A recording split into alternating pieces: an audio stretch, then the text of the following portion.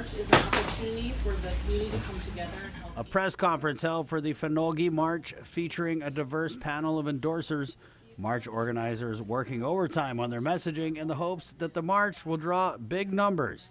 Former Congressman Robert Underwood leading the charge for the march, and he says they are definitely sending a message, but not to the federal government. Underwood saying the message is for Guam's elected leaders. I would say that it is more directed to them. Of course, it'll have other implications. Hopefully, we're sure there'll be a lot of federal eyes on this, and I'm sure they'll have their agencies taking a look at us. I'm sure all of that will be there. But I think that the emphasis is on the local political leaders because they're in conversation right now. I'm assuming they're still in conversation about how to pursue the reaction to the Ninth Circuit ruling. Rain or shine, the event goes down Monday, September 2nd. That's the Labor Day holiday.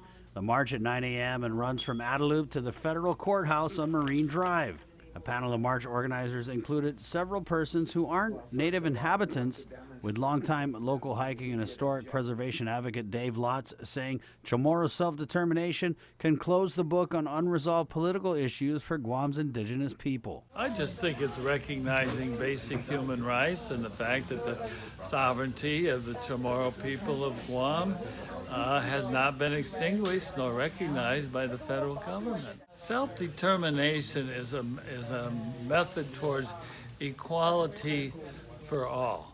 While some may say Chamorro self-determination is a relatively recent issue, Jesse Chargaloff, a Chamorro studies student and march organizer, says history shows the Chamorro people have fought for their sovereignty for centuries. Our people were awake in 1671 when Hural gathered 2,000 to oust the Spanish colonizers. They were awake in the 18th and 19th century when Jose Salas assassinated the Spanish colonial governor.